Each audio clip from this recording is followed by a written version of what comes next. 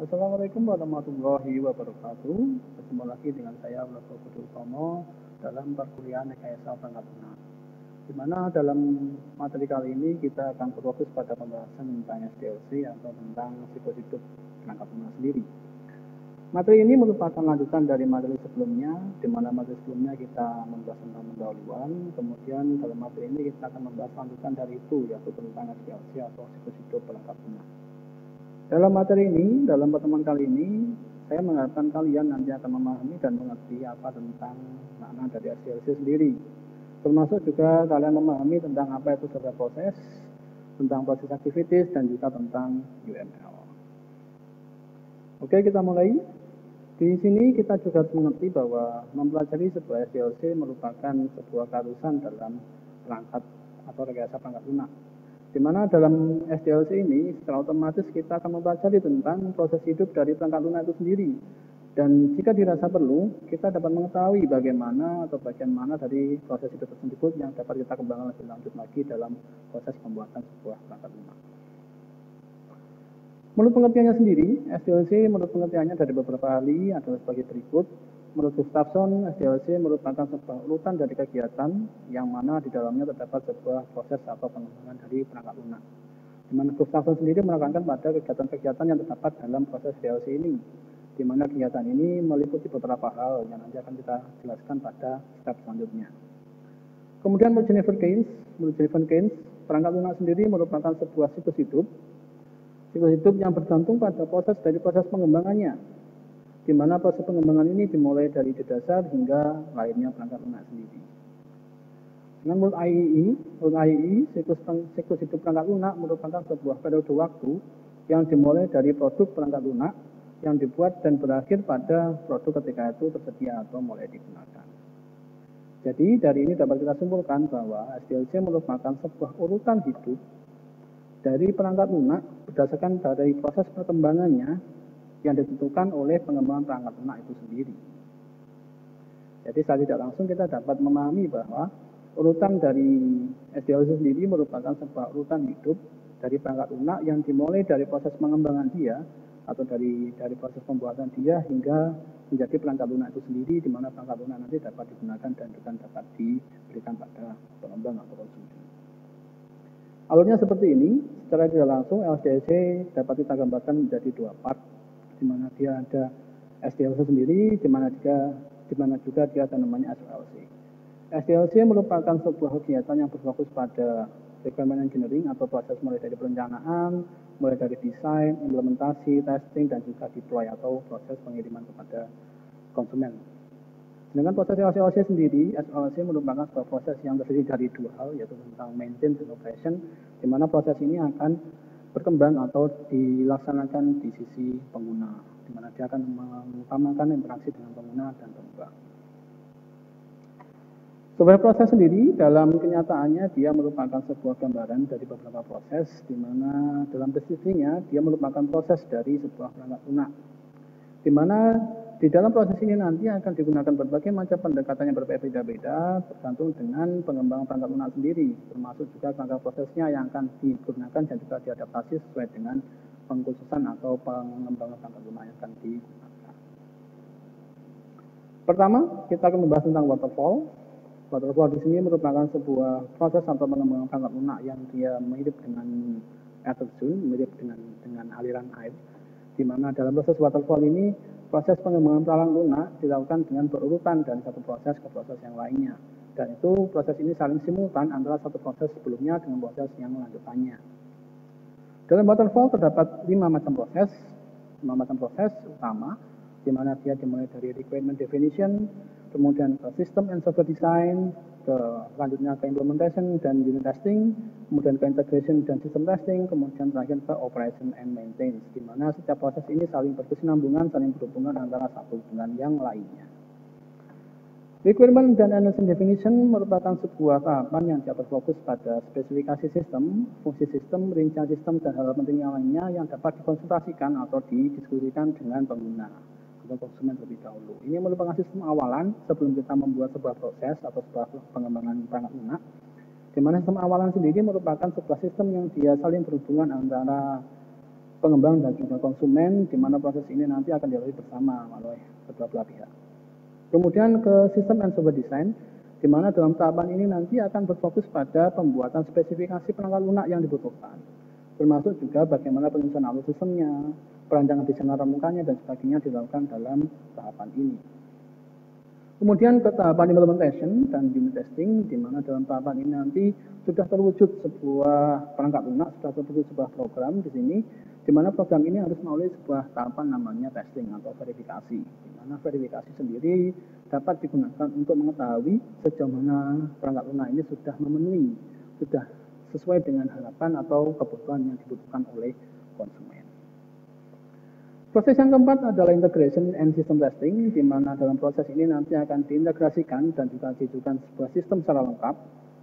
Kalau sebelumnya tadi dia sudah dibuat dan juga ditestingkan dalam bentuk subsistem atau dalam bentuk perangkat kecil, di sini semuanya akan diintegrasikan jadi satu menjadi sebuah sistem yang utuh, dan di mana sistem ini nanti akan ditesting oleh pengembang dan juga oleh konsumen, sehingga diketahui bagian-bagian mana, sejauh mana kebutuhan itu sudah dapat mengcover keinginan dari konsumen.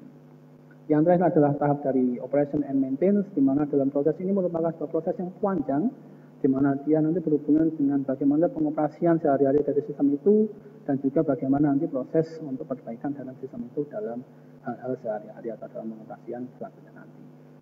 Sistem ini terjadi atau proses ini terjadi secara berurutan, dari proses requirement sampai dengan proses operation and maintenance, di mana semua ini berlangsung secara simultan dan juga saling berhubungan antara tahapan satu dengan tahapan yang lainnya.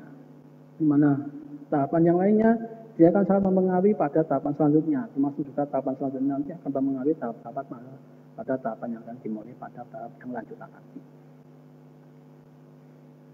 Namun, waterfall proses sendiri dia memiliki beberapa kerugian atau beberapa kelemahan di sini. Di antaranya adalah dia harus memulai sebuah pengembangan itu dengan proses yang runtut, dari proses yang awal sampai dengan proses yang terakhir. Kemudian, dia harus membutuhkan daftar kebutuhan yang lengkap. Apabila tidak lengkap, dia akan mengulai prosesnya dari awal lagi. Kemudian, apabila user ingin mengoperasikan sebuah sistem, maka sistem tersebut harus dibuat secara benar-benar dan sudah jadi. Jadi tidak bisa dengan prototyping dan sebagainya. Yang keempat adalah karena prosesnya yang dia berurutan, maka dia membutuhkan jangka waktu yang lama dalam proses pembuatannya. Yang terakhir adalah karena adanya berbagai macam kesalahan yang mungkin timbul dalam pembuatan atau pengoperasian software ke depannya, maka terkadang membutuhkan biaya dan juga waktu pembuatan atau maintenance yang cukup lama. Ini kelemahan dari waterfall proses. Seperti itu. Selanjutnya ada incremental. Incremental sendiri merupakan sebuah pengembangan dari waterfall proses, di mana proses incremental di sini atau incremental model proses merupakan sebuah unit-unit atau dibagi dalam unit-unit, di mana mirip dengan waterfall proses, namun secara parsial dia dibagi menjadi beberapa unit-unit kecil. Di dalam incremental proses ini, dia nanti akan membuat semacam prototyping dalam setiap prosesnya, di mana dalam prototyping ini dia akan saling berhubungan antara prototipe satu dengan prototipe yang lainnya. Ada beberapa proses di dalam incremental ini, namun dia secara tidak langsung digambarkan dalam 5 proses utama, yaitu tentang yang pertama tentang requirement, di mana requirement ini merupakan proses untuk penentuan kebutuhan dan juga analisa kebutuhan. Specification, di mana dia penentuan spesifikasi atau rincian dari kebutuhan perangkat lunak tadi. Architecture design, di mana dia digunakan untuk proses perancangan, desain atau desain perangkat lunak, termasuk juga proses coding dan juga testing di sini. Proses ini semuanya tidak saling berhubungan antara konsumen dengan pengembangnya, sehingga dapat dilakukan sebuah tindakan yang cepat ketika dalam pengembangan sebuah perangkat lunak, di mana ketika proses ini berhenti atau selesai, maka akan muncul sebuah prototipe kecil ini yang akan langsung diberikan kepada konsumen untuk dilakukan testing, sehingga diketahui bagaimana atau kebutuhan apa yang tercover dalam prototipe itu. Di dalam incremental model dikenal dengan juga ada sebuah mode atau namanya dia modus incremental model, di mana modus incremental model ini merupakan sebuah solusi untuk mengantisipasi kondisi yang tidak diinginkan saat mengimplementasikan model incremental. Di mana dalam incremental model di sini dia akan memberikan sebuah spesifikasi desain yang pertama atau spesifikasi desain prototipe yang pertama untuk kemudian dia diuji-cobakan kepada konsumen. Selanjutnya tim itu akan membuat spesifikasi yang baru berdasar pada model yang sudah diberikan atau prototipe yang sudah diberikan kepada konsumen yang pertama tadi. Terus proses ini berulang hingga program atau perangkat lunak itu selesai untuk dikembangkan. Incremental model dia memiliki beberapa kelebihan dan juga kekurangan, di mana kelebihan dari model adalah dia memiliki manajemen sistem yang lebih sederhana, manajemen proses sederhana. Di mana di sini kelebihannya juga dia membuat konsumen tidak menunggu terlalu lama untuk dalam pengembangan proses. Resiko kegagalan dari proyek juga dapat diantisipasi di sini sehingga lebih rendah lagi, sehingga memiliki resiko serta prioritas yang tinggi terhadap kualitas dari sistem. Namun kelemahan dari incremental model adalah setiap prototipe yang dibuat tadi belum tentu dapat diintegrasikan dalam sebuah sistem yang besar. Bahkan terkadang dalam pembuatan incremental model, kebutuhan yang seharusnya didefinisikan di depan oleh konsumen itu bisa berkembang dalam proses pengembangannya. Sehingga ketika proses prototyping ini dibuat dan sebagainya, waktu pembuatan deploy dari sistemnya itu cenderung lebih banyak daripada proses-proses yang lainnya. Nah tadi, ketika dikasih prototipe 1, dia akan muncul lagi kebutuhan yang baru, prototipe 2, muncul lagi kebutuhan yang baru, terus seperti itu sampai semua kebutuhan akan tercover. Inilah yang membuat proses pembuatannya relatif lama di dalam incremental model.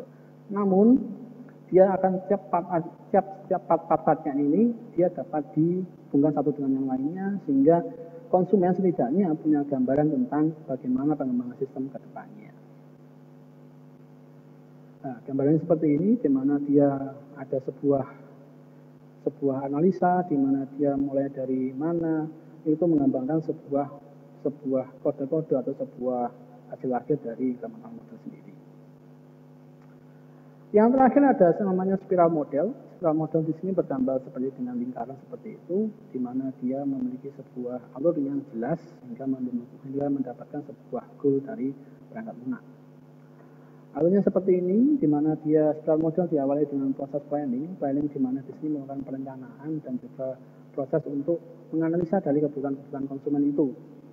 Kemudian dari proses ini nanti akan masuk ke dalam proses namanya risk analysis, di mana risk analysis itu sendiri merupakan sebuah proses untuk menemukan bagaimana kemungkinan atau resiko-resiko yang mungkin timbul dari pengembangan perangkat lunak ini. Untuk kemudian nanti dari resiko-resiko yang timbul nanti kemungkinan akan dianalisa untuk diketahui mana resiko paling besar, mana resiko paling mungkin yang terjadi sehingga dapat diantisipasi dalam proses pengembangan perangkat lunak. Termasuk juga dalam tahap risk analysis ini juga akan dilakukan pembatasan dari kebutuhan-kebutuhan, pembatasan dari pemanfaatan software sesuai dengan kesepakatan yang terjadi antara pengembang dan juga konsumen. Baru ketika semua sudah terjadi di sini akan dilakukan pada tahap engineering di sini atau pembuatan dari perangkat lunak.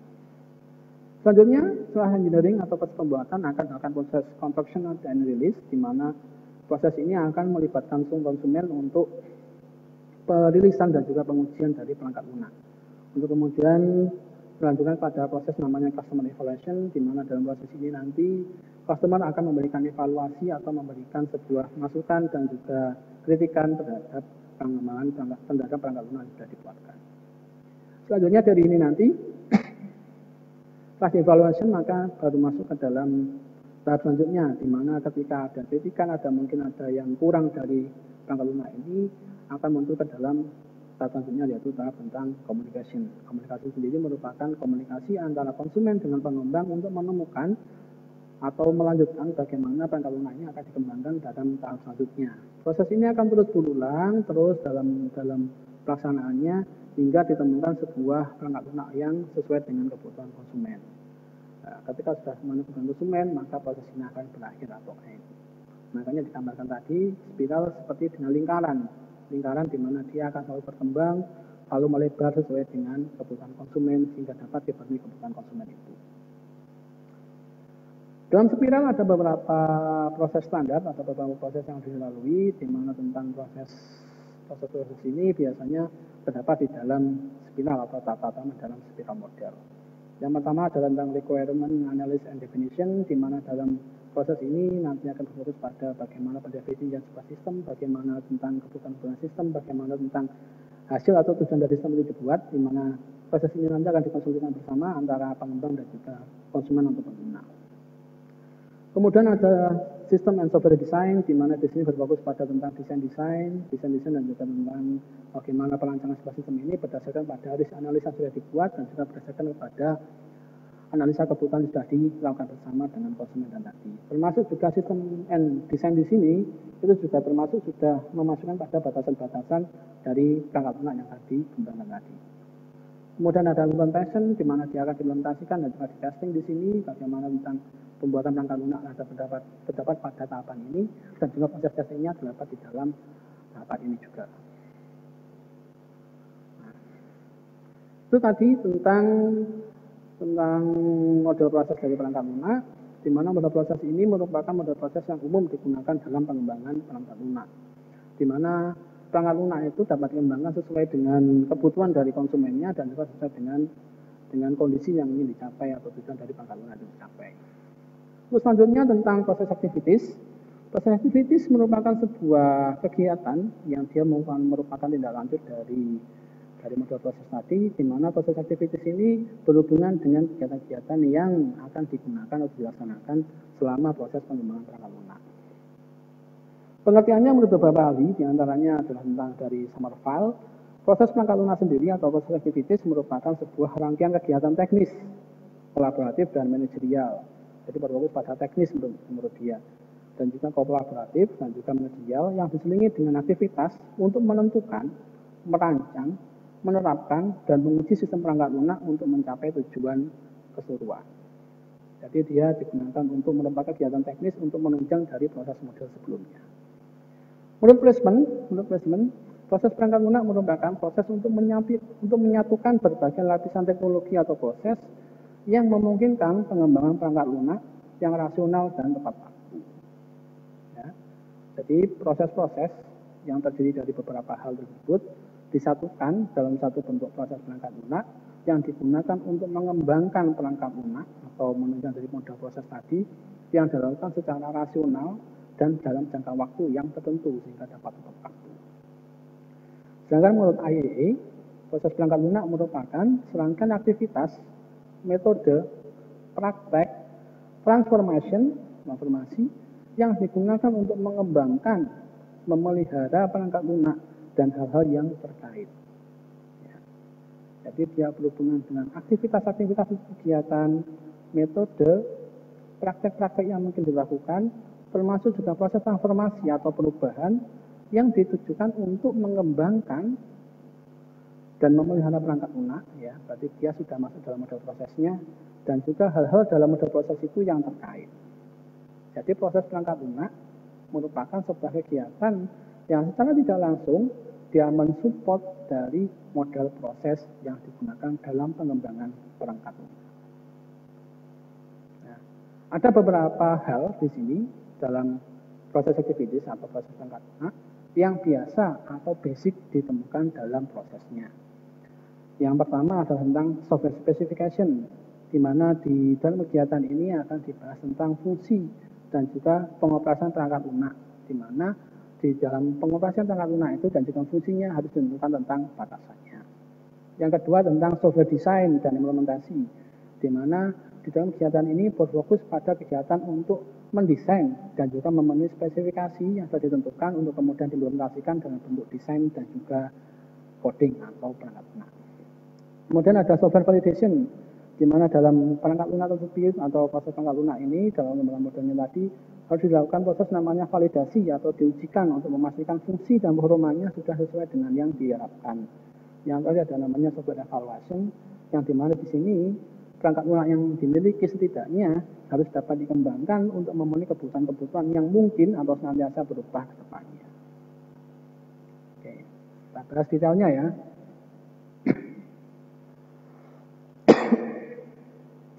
Software specification atau requirement engineering di dalam kegiatan ini dilakukan untuk memahami dan juga menentukan layanan apa saja atau mungkin kebutuhan apa saja atau mungkin fungsi apa saja yang diperlukan dari sistem dan juga mengidentifikasi kendala atau mungkin resiko yang mungkin muncul dalam pengoperasian sistem dan juga dalam pengembangan sistem. Nah, Jadi software ini mirip dengan di model proses itu mirip dengan proses planning atau mirip dengan requirement engineering atau proses-proses awal-awal termasuk garis analis di sini. Di mana dalam proses ini nanti digunakan untuk memahami apa saja sih kebutuhan dari perangkat lunak itu, apa saja sih fungsi yang ditujukan, apa saja juga kendala-kendala yang mungkin ditemukan, dan juga bagaimana batasan-batasan dari fungsi atau dari tujuan perangkat lunak itu. Sehingga dalam requirement engineering nanti ditemukan bahwa kebutuhan dari perangkat lunak itu apa saja, fungsi yang diharapkan apa saja, dan juga kendala atau resiko yang ditemukan nanti dalam pengoperasian dan juga pengembangan perangkat lunak apa saja. Ada beberapa kegiatan standar di sini yang bisa dilakukan, yaitu tentang dalam proses requirement engineering ini. Yang pertama adalah tentang feasibility study. Feasibility study sendiri merupakan sebuah kegiatan untuk mengidentifikasi kebutuhan penggunaan yang dapat dipenuhi oleh perangkat lunak. Jadi di sini adalah untuk mengidentifikasi atau memetakan kebutuhan-kebutuhan apa dari pengguna yang dapat dipenuhi dalam perangkat lunak. Yang kedua tentang requirement allocation and analysis, di mana proses ini nanti dia akan menentukan syarat-syarat dari sistem itu, termasuk juga mengobservasi sistem yang ada, termasuk juga mendiskusikan dengan calon pengguna dan juga konsumen tentang pengadaan, tentang analisa dari fungsi sistemnya dan lain sebagainya yang berhubungan dengan perangkat lunak itu. Kemudian tentang requirement specification, di mana di sini untuk menerjemahkan informasi yang dikumpulkan dari berbagai macam aktivitas tadi tentang feasibility study dan requirement allocation dan analisa ke dalam sebuah dokumen untuk menetapkan spesifikasi standar dari perangkat lunak yang dibuat.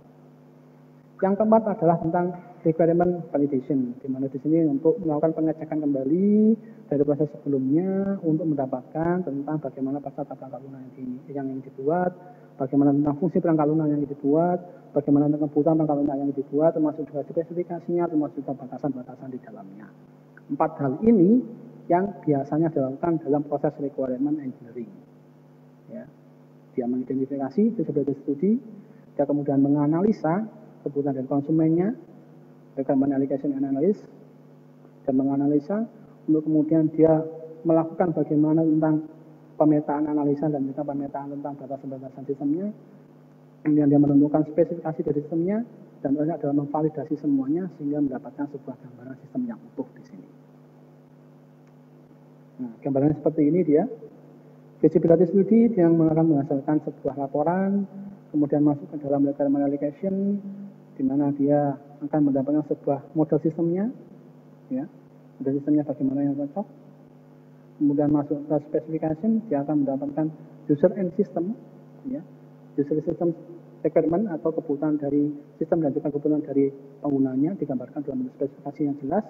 Yang terakhir adalah divalidasi semua proses ini, sehingga menghasilkan sebuah requirement dokumen atau dokumen tentang kebutuhan-kebutuhan dari perangkat lunak yang akan dikembangkan. Proses ini merupakan proses awalan yang dilakukan sebelum perangkat lunak itu dibuat atau proses selanjutnya nanti.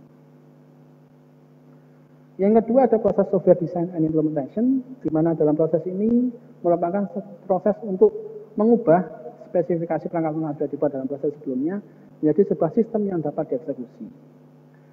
Secara tidak langsung, proses ini nanti melibatkan 2 hal utama, yaitu tentang desain perangkat lunak dan juga tentang implementasi dari perangkat lunak. Di mana desain perangkat lunak sendiri merupakan sebuah struktur atau spesifikasi perangkat lunak yang dapat diimplementasikan,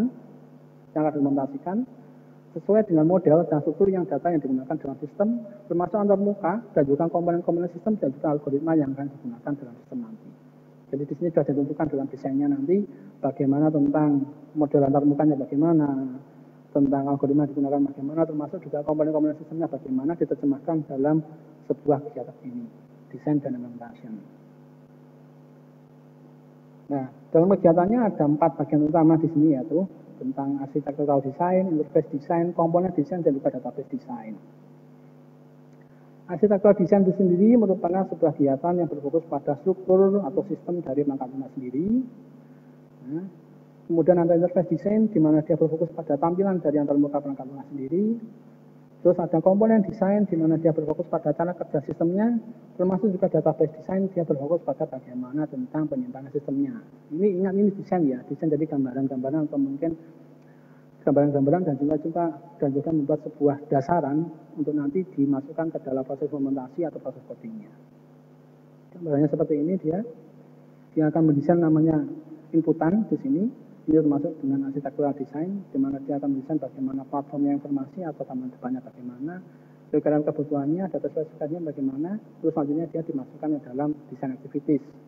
Ada arsitektural design, di mana dia mendesain tentang dari spesifikasi, bagaimana tentang desain awalannya, terus tentang interface design, dia memfokus pada tampilan depannya bagaimana, komponen desain bagaimana, dan database desain bagaimana digabungkan jadi satu untuk kemudian didapatkan yang namanya sistem arsitektur.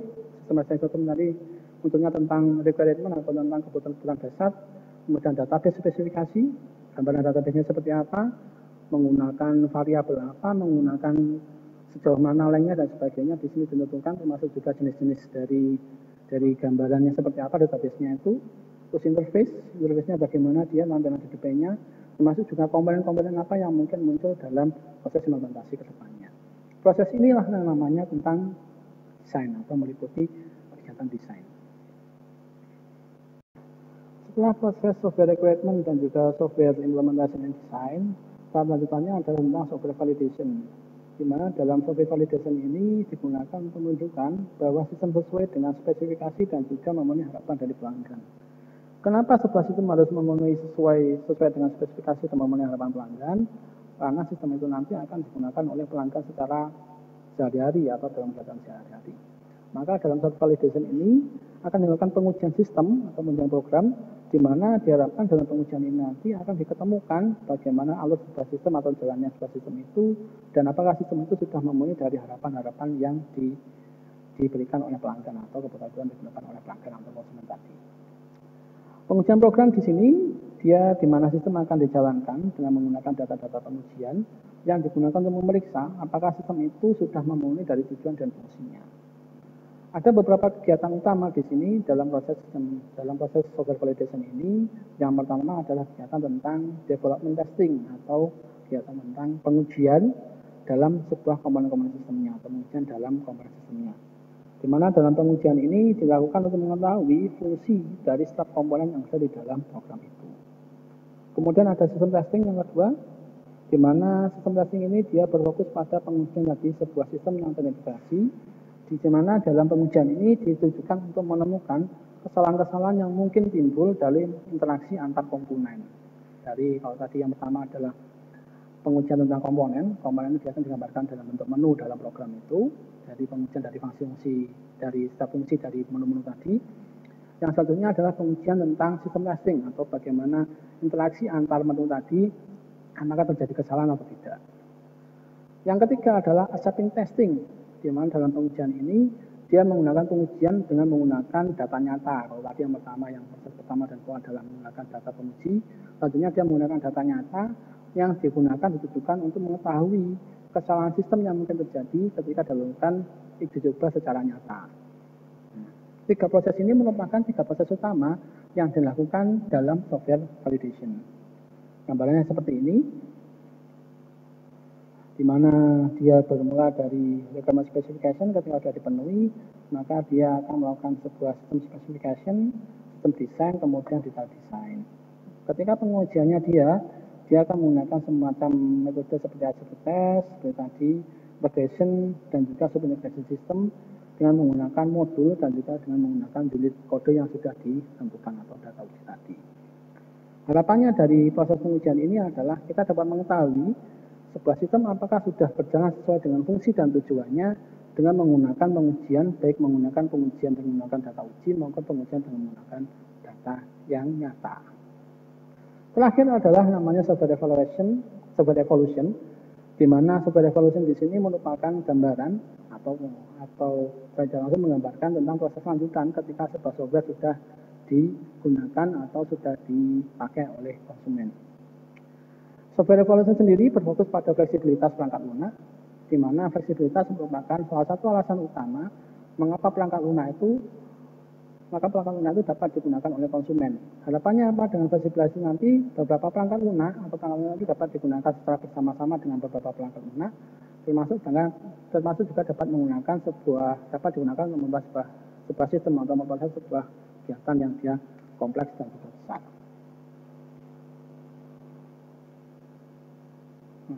Software evolution sendiri dia digambarkan dalam bentuk seperti ini. di mana dia mendefinisikan tentang bagaimana tentang komponen sistem, kemudian bagaimana tentang sistem itu dapat diakses, termasuk proporsi dan juga dari perubahan sistem yang diinginkan, dan juga proses modifikasinya bagaimana. Apabila dia dibutuhkan membuat sebuah sistem yang baru, maka dia akan mengulangi sebuah proses itu dari awal lagi. Dia akan membuat sebuah sistem yang baru atau model sistem yang baru, atau dia tetap mempertahankan sebuah sistem yang lama, namun dilakukan modifikasi dengan menggunakan alur yang seperti ini. Atau apabila dia tidak membutuhkan apapun, dia tetap akan melalui proses ini dari awal lagi, namun dengan koreksi-koreksi yang sifatnya dia tidak besar sehingga tidak terjadi perubahan atau maintain dari sistem yang ada. 4 proses inilah yang paling banyak atau sering digunakan dalam kegiatan-kegiatan atau pengembangan dari proses atau model proses dari pengarah lunak, di mana 4 hal ini yang akan dilakukan untuk menunjang atau dalam tanda kutip menerjemahkan dari model proses tadi menjadi sebuah perangkat lunak yang jadi. Nah, setelah kita tadi mengkaji tentang bagaimana SDLC, termasuk juga mengkaji tentang apa itu model-model perangkat lunak, termasuk juga mengkaji tentang bagaimana proses perangkat lunak itu terjadi, di part terakhirnya kita akan membahas tentang yang namanya UML atau Unified Modeling Language. UML sendiri merupakan sebuah bahasa yang berdasarkan pada grafik atau gambar yang digunakan untuk memvisualisasikan, menspesifikasikan, membangun, dan juga mendokumentasikan dari sebuah sistem dengan berbasis kepada pengembangan software berbasis objek oriented atau OP. UML sendiri merupakan sebuah gambaran nanti, jadi dia setelah untuk menerjemahkan dari sistem itu bagaimana menjadi sebuah gambaran proses di sini menggunakan UML, di mana UML terdiri dari 3 bagian utama, yaitu tentang building block, aturan-aturan yang melekat pada building block, dan juga tentang mekanisme-mekanisme atau command yang terdapat dalam building block itu. Tujuan dari pembuatan UML sendiri adalah untuk membuat sebuah bahasa yang sifatnya visual. Jadi bila sistem itu kita kalau ngobrol dengan konsumen kan biasanya isinya cuma tulisan-tulisan aja. Gambaran sistemnya cuma isinya dengan tulisan-tulisan aja. Nah, ini dengan menggunakan UML kita akan mendapatkan sebuah visual-visual yang ekspresif dari penggunaan berbagai macam. Setelah kita paham tentang UML itu, di mana UML merupakan sebuah bahasa yang berbasis pada grafik yang ditujukan untuk mendokumentasikan sebuah sistem dalam pengembangan berbasis OOP, UML sendiri dalam pengembangannya menekankan pada memiliki 3 elemen utama, yaitu building block, aturan-aturan yang mengikat dari building block itu, dan juga common atau mekanisme umum yang terdapat dalam building block. Tujuan dari penggunaan UML sendiri dan dari pembuatan UML sendiri adalah untuk mendapatkan sebuah bahasa pemodelan visual yang dia ekspresif, yang dia dapat digunakan untuk mengembangkan atau saling menukar model dengan mudah dan dimengerti dalam proses pengembangan perangkat lunak. Yang kedua adalah dia menjadi sebuah blueprint atau sebuah gambaran dasar dari pengembangan perangkat lunak itu, sehingga dalam kedepannya nanti apabila seseorang atau mungkin beberapa pihak melihat atau memahami tentang UML itu dapat mengembangkan atau membuat perangkat lunak yang diinginkan dari berdasarkan pada UML yang sudah dibuatkan. Dua tujuan inilah yang nanti digunakan atau kedepannya dikembangkan atau digunakan dalam proses pengembangan atau proses pembuatan perangkat lunak. Kita bahas tentang elemen-elemen yang ada di dalam UML. Yang pertama adalah tentang building block. Building block sendiri merupakan sebuah blok atau sebuah perangkat-perangkat yang dia merupakan bagian utama dari UML. Building block terdiri dari 3 utama, yaitu tentang benda atau things, yang dia menggambarkan tentang abstraksi sebuah model, di mana abstraksi ini merupakan gambaran statik dari sebuah model yang digunakan untuk menjelaskan elemen-elemen yang terkait dengan konsep atau elemen-elemen yang terkait dengan fisik dari model. Yang kedua ada hubungan. Hubungan di sini merupakan media untuk berhubungan antara benda atau things di dalamnya. Yang ketiga adalah tentang bagan atau diagram yang digunakan untuk menggambarkan dari hubungan-hubungan antara benda atau things di dalam UML sehingga membentuk sebuah diagram-diagram khusus. Contohnya di sini ada yang namanya ada diagram di bawahnya itu. Di sini ada kita gambarkan ada tentang di sini adalah benda atau things-nya sebagai sebuah action, di mana dia ada hubungannya adalah communication di sini, yang ditujukan untuk mendapatkan sebuah appointment. Gambaran seperti inilah yang akan kita harapkan dari UML ke depannya. Gambaran ini menunjukkan bahwa seorang pasien dia menginginkan sebuah appointment atau janjian untuk memesan mungkin dokter dan sebagainya di dalam sebuah rumah sakit. Gambar-gambar ini yang akan digunakan untuk menerjemahkan bagaimana sebuah sistem itu dibuat. Sampai dari benda atau things terdiri dari beberapa hal. Yang pertama adalah tentang class. Class di sini dia merupakan sekelompok dari objek yang mempunyai atribut, operasi dan juga hubungan, di mana class ini nanti digunakan untuk mengimplementasikan satu atau lebih interface dari sebuah kelas yang digambarkan dalam bentuk persegi panjang, atau mungkin di mana persegi panjang itu terdapat nama, atribut dan sebagainya. Yang kedua ada interface. Interface di sini untuk menggambarkan tatap muka yang menghubungkan antar kelas di situ. Yang ketiga adalah collaboration. Collaboration di sini untuk menggambarkan tentang interaksi yang mungkin muncul dari kelas-kelas yang ada.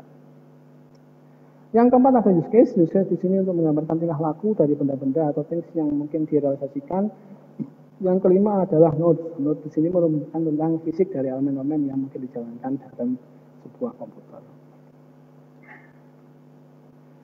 Selanjutnya ada hubungan atau relasi. Relasi di sini terdiri dari beberapa hal. Yang pertama adalah relasi dependensi di sini. Dependensi menunjukkan adanya sebuah hubungan antara things dengan things yang lainnya yang dapat mengakibatkan saling berubah antara satu things dengan things yang lainnya atau benda yang lainnya. Di mana dependensi ini biasanya dihubungkan dengan sebuah gambar garis panah putus-putus di dalam UML. Kemudian ada association. Association di sini merupakan hubungan yang menunjukkan antara objek, di mana kesatuan antara objek itu terhubung merupakan sebuah hubungan khusus yang menggambarkan sebuah hubungan struktural di mana di antara seluruh bagian. Asosiasi ini biasanya digambarkan dalam sebuah garis yang dilengkapi dengan label, nama, dan juga status hubungannya. Yang ketiga ada generalisasi. Generalisasi di sini menggambarkan sebuah hubungan antara objek utama dengan objek di bawahnya, di mana generalisasi ini akan menghubungkan bagaimana struktur dan juga tingkah laku dari objek utama yang dapat mempengaruhi dari objek turunannya. Biasanya digambarkan dengan sebuah garis panah. Dengan realisasi di sini menunjukkan sebuah pengelompokan yang menjamin adanya ikatan antara satu hubungan dengan benda yang lainnya, di mana diwujudkan di antara interface dan juga kelas satu elemen, serta antara use case dan juga collaboration dalam satu model. Contohnya adalah sebagaimana di bawah ini. Di sini dia menunjukkan adanya sebuah asosiasi dengan asosiasi antara kelas customer dan juga order. Selanjutnya dia menunjukkan adanya kelas generalization di sini antara kelas payment dan juga kelas di bawahnya seperti credit, cash, dan check sebagainya. Dan juga menunjukkan beberapa hubungan yang lainnya seperti generalization di sini dan juga seperti relasi yang ada di dalam gambaran ini. Gambaran-gambaran seperti inilah yang nanti akan dikembangkan dalam UML depannya. Bagan di dalam UML sendiri terdiri dari 9 macam bagan, di mana setiap bagan ini menunjukkan bagaimana gambaran proses dari kegiatan yang dicapai dalam perangkat lunak itu. Yang pertama ada use case diagram. Use case diagram digunakan untuk menggambarkan sekelompok use case atau sekelompok aktor yang disertai dengan hubungan di dalamnya. Di mana use case ini akan menerangkan bagaimana kebutuhan-kebutuhan yang diinginkan oleh user atau pengguna, serta sangat berguna dalam menentukan bagaimana seluruh organisasi atau yang mana dia merupakan benda atau aktor utama, dan juga tentang model-model utama termasuk model turunannya di dalamnya. Terus ada kelas diagram. Kelas diagram di sini untuk menunjukkan bagaimana struktur dari sebuah kelas di situ. Termasuk juga yang ketiga ada objek diagram. Objek diagram di sini untuk menunjukkan bagaimana varian dari kelas diagram untuk memperlihatkan lebih detail bagaimana banyaknya objek yang mengintens atau masuk dalam kelas tersebut. Terus ada namanya state diagram. State diagram di sini untuk menunjukkan semua keadaan state yang dimiliki oleh sebuah kelas dan juga event yang dapat dirubah dari keadaan tersebut. Terus ada namanya sequence diagram. Sequence diagram di sini memperlihatkan kolaborasi dinamik antara objek-objek dengan sebuah urutan pesanan. Jadi dia berurutan. Bagaimana ketika objek ini berhubungan dengan satu dengan yang lainnya, bagaimana urutan-urutan dari hubungan tersebut. Terus ada namanya collaboration untuk menunjukkan sebagaimana kolaborasi yang dinamis antara satu objek dengan objek yang lainnya. Terus namanya ada activity diagram untuk menunjukkan sebuah aliran aktivitas. Ada komponen diagram yang menunjukkan sebuah struktur fisik dari source code di sini nanti buatan source code-nya walaupun cuma garis besar saja. Dan terakhir ada device diagram untuk menunjukkan arsitektur fisik dari hardware dan software yang ada dalam sistem. Oke. Ini salah satu contoh dari diagram itu, di mana ini adalah tentang activity diagram. Dia menunjukkan bagaimana sebuah customer itu mengambil uang di ATM. Nah, awalnya seperti ini dia, bagaimana sebuah customer itu akan memulai, dia men-start, dia mulai dengan start, dia memasukkan kartunya, dia memasukkan PIN, kemudian pihak bank akan mengecek apakah PIN itu sudah benar atau tidak. Apabila PIN-nya salah, dia maka akan langsung diarahkan untuk mengeluarkan PIN-nya dan kemudian dia keluar. Apabila dia benar, maka dia dapat memasukkan berapa nomor yang diambil. Berarti customer, setelah customer masukkan berapa yang diambil, maka dia bank akan melakukan pengecekan apakah jumlah yang diambil itu memenuhi tidak dengan saldo yang dimiliki. Apabila memenuhi saldo yang dimiliki, maka sistem akan membalikan lagi kepada customer untuk kemudian mencek tentang akunnya apakah sesuai atau tidak. Apabila sesuai, maka dia akan mengambil uangnya dari slot. Kemudian ATM akan memberikan sebuah perintah di sini, sebuah perintah untuk menggabungkan dari beberapa kegiatan tadi, untuk kemudian dia menunjukkan surveillance, menunjukkan akhirnya dia berkurang berapa tadi, saldonya berkurang berapa, untuk kemudian dia mengeluarkan kartunya dan proses di sini. Ini merupakan sebuah gambaran dari activity diagram dari sebuah proses yang dilakukan oleh customer. Harapan ke depannya nanti, activity diagram ini akan digunakan dalam menggambarkan bagaimana sebuah perangkat lunak digambarkan prosesnya dalam kegiatannya. Oke, demikian materi saya untuk hari ini. Itu merupakan penjelasan tentang SDLC dan juga bagian-bagian SDLC-nya. Apabila ada pertanyaan, silahkan kalian kirimkan dalam grup yang sudah saya buat. Dan juga jangan lupa dikerjakan tugasnya untuk minggu depan. Saya akhiri pertemuan kali ini. Wassalamualaikum warahmatullahi wabarakatuh.